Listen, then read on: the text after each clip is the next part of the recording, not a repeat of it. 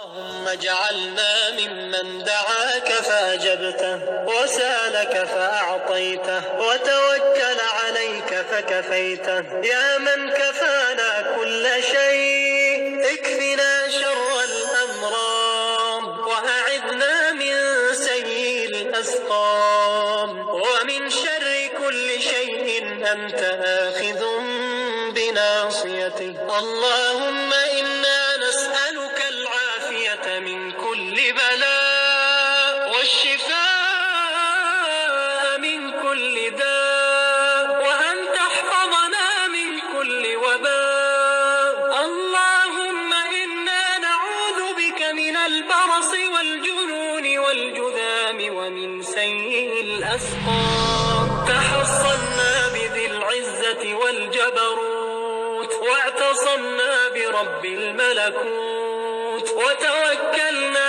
على الحي الذي لا يموت اللهم اصرف عنا الوباء وقنا شر الداء واصرف عنا البلاء برحمتك يا سميع الدعاء اللهم إنا نعوذ بك من زوال نعمتك وتحول عافيتك وفجاءة نقمتك وجميع سخطك اللهم إنا نعوذ بك من جهد البلاء ودرك الشقاء وسوء القضاء وشماتة الأعداء اللهم إنا استودعناك بلادنا وأهلها كبارها وصغارها رجالها ونساءها اللهم إنا استودعناك آباءنا وأمهاتنا وأزواجنا بسم الله الرحمن الرحيم اللهم لا سهل إلا ما جعلته سهلا وأنت تجعل إذا هدنا إذا شئت سهلا اللهم في الجديد الإيمان في القلب بسم الله الرحمن الرحيم السلام عليكم ورحمة الله تعالى وبركاته أما بعد Bonjour ma fifi Bintou Nouria Mohamed Ali Mshangama Assalamu alaikum Bintou Zalhata Mohamed Mouni زوجتي أحمد علي مشنجما. Alaykoum salam. كيف حالك؟ Hali taïb. ما شاء الله. Alors aujourd'hui, Nouria, nous allons reprendre un peu sur comment ça s'appelle. Ce qu'on avait dit en fait la semaine, il y a 2 semaines, 3 semaines. Comme si actuellement je vois que tu avances. Bon, ça fait quand même un peu plus de 3 ans que on fait les cours coraniques avec toi. Et je vois que, mashallah, Allah t'a donné un don. Tu avances, tu as fait le Coran, maintenant tu as fait la moitié du Msahaf, mashallah. Mais il va falloir quand même qu'on traduisons quelques sourates, ça serait bien, tu vois, par exemple, les bonnes sourates. De toute façon, dans le Coran, il y a tout est ok, tout est bon. Il n'y a pas des sourates supérieures que d'autres. Toutes les sourates sont bonnes. C'est le Coran. C'est quand même le livre saint. C'est, voilà, hein, c'est le livre saint chez nous, chez les musulmans, voilà, le Coran. Mais je voulais qu'aujourd'hui, en fait, si on pouvait voir un peu comme travailler un peu sur Surat Al-Asr. Cette Surat Al-Asr, qu'on dit Surat Al-Asr, voilà. Innal insan la fi husuri.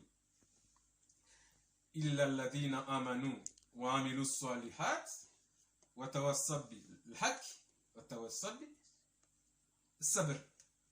Allah, il jure par le temps. Cette sourate, ça veut dire vraiment le temps. Allah, il jure par le temps que par temps, il y a des hommes en perdition. Voilà. Par temps, il y aura des hommes en perdition. Sauf les gens qui croient en Allah, sauf ceux qui accomplissent les bonnes œuvres, bien sûr. Voilà. Et ceux qui se réjouissent de la vérité, en partie. Et celles ou ceux qui se réjouissent de la patience. Sabr, la patience. Parce que Allah, il aime les gens qui sont patients, tu vois. Et ça fait que je voulais un peu travailler un peu sur cette sourate aujourd'hui avec toi, si c'était possible. Parce que même si on n'a pas le temps, bon, je viens d'arriver tout ça. Mais c'est quand même bien. C'est quand même bien que, voilà, on puisse travailler un peu sur cette sourate, traduire un peu ce que veut dire cette sourate. Et cette sourate, c'est ça ce qu'il veut dire. Allah, il jure, Allah, il a juré sur cette sourate, que par le temps, il y aura des gens en perdition, sauf ceux et celles qui accomplissent les bonnes œuvres, et ceux qui se réjouissent, c'est-à-dire qui sont témoins de la vérité, et ceux qui sont témoins de la patience. Parce que dans l'islam, c'est vachement demandé, la patience. Il y a pas, on ne voit pas d'hommes vraiment qui sont aimés par Allah comme les gens qui ont la patience. Sabr. Sabr, ça veut tout dire. Sabr. Et déjà, le mot sabr est déjà, tous les pays, c'est traduit en sabr. Il n'y a pas que l'autre, il est chinois, il va dire si ou là, ou l'autre il est comorien, ou l'autre il est arabe. Non, sabr c'est sabr. Ce mot, dans le monde entier, il est traduit sabr.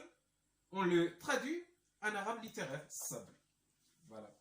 Et ça fait que Allah, il dit aussi, qu'est-ce qu'il dit en fait? Il veut dire par là que dans la vie, aucun être, personne parmi nous les ins, personne n'a le droit de jurer autre chose que par Allah, Aziza Jawal. Comme quand souvent on voit des femmes qui jurent, oh je jure sur mes enfants, l'autre, oh je jure sur ma mère, je jure sur mon père, haram, shirk, le blasphème, c'est un blasphème. Lorsque tu verras, tu vois quelqu'un qui jure sur autre chose que par Allah, c'est un blasphème. Tu peux lui dire c'est haram. Bien sûr, tu ne juges pas, mais tu conseilles. Parce que chez nous, chez les musulmans, Allah il dit, personne ne doit juger. On ne doit pas juger. Mais par contre, on doit conseiller. On conseille chez nous. C'est pour ça que les moralistes chez nous, chez les musulmans, on n'aime pas trop les moralistes. Parce que Allah lui-même, il n'aime pas les moralistes. Parce que quelqu'un qui est moraliste, il va toujours faire le moral. Ah, tu es ici, tu es là. Non, il faut conseiller son frère. Par exemple, tu vois une copine à toi qui fait quelque chose de mal, tu peux intervenir, mais sans pour autant la blesser. Tu peux toujours. Et mon ami, tu sais, il faut faire ça, parce que Allah nous dit que nous, les enfants musulmans, on doit être ici et ça. Mais en aucun cas, tu n'as pas le droit d'aller la juger. Parce qu'on ne doit pas juger les gens. Regarde-moi ton père, je n'ai jamais jugé qui que ce soit. Moi, c'est le contraire, les gens, ils me jugent. Mais à la limite, je m'en fous. Voilà. Les gens, ils me jugent, mais je m'en fous. Parce que moi, je sais que j'ai la satisfaction d'Allah, Aziza, Jawal. C'est-à-dire ce que je fais, bien sûr, je ne suis pas parfait, je suis comme tout le monde. Voilà. Mais c'est comme ça, c'est la vie. Ça fait que Allah, il le dit dans cette sourate, qu'on ne doit juger que par Allah. Personne n'a le droit de jurer. Si tu vois des gens, par exemple, on le voit souvent, parce que chez nous, on le voit souvent, c'est vrai, chez nous, il faut dire la vérité, on voit souvent des gens qui jurent sur son, je sais pas moi, sur son cheval, sur son bœuf, sur son cabri, voilà, sur ses enfants, mais c'est haram, c'est un shirk. On ne doit jurer que par Allah. Voilà, on ne doit jurer que par Allah. Voilà. Parce que c'est lui le miséricorde, c'est lui l'omnipotent, c'est lui l'omniscient, et puis c'est lui, après tout, c'est lui notre créateur. Voilà, c'est ça. C'est ça qu'il va dire. Et l'homme, le meilleur des hommes, c'est-à-dire notre prophète, alayhi salatu wassalam, c'était la même chose. Tu l'as jamais vu. Il jurait jamais déjà, mais en plus, lorsqu'il voyait quelqu'un qui jurait sur autre chose qu'Allah, regarde tellement c'était un homme bien, jamais il le blessait. Il l'appelait dans un coin. Tu vois, comme s'ils allaient boire le café, par exemple, il le conseillait. Il dit non, il ne faut pas jurer sur autre chose que par Allah. Tellement c'était quelqu'un bien. Parce que ce prophète, c'est vrai, dans tous les prophètes qu'il y a eu, c'est un prophète qui était vraiment nickel. Parce qu'il ne blessait personne. Il était bien, il faisait sa vie. Et c'est l'homme le plus éprouvé aussi. C'est quand même un prophète qui a souffert par rapport à tous les hommes. Voilà. Alors, c'est pour ça qu'on voulait parler un peu de cette sourate, Al-Asr. Al-Asr qui veut dire le temps. Ça veut dire le temps. Al-Asr. Et ouais. Al-Asr. Innal insan lafi khusr. Innal insan lafi khusr. Illa alladhina amanu wa amilu salihat. Wa tawassab bil haqq. Wa tawassab bil sabr. Ça veut tout dire. Ben oui. Cette sourate, elle explique bien par le temps.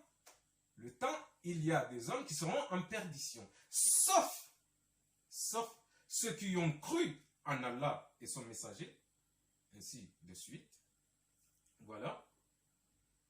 Et aussi ceux qui accomplissent les bonnes œuvres, et parmi eux, ceux qui témoignent pour la vérité, et ceux qui témoignent pour la patience.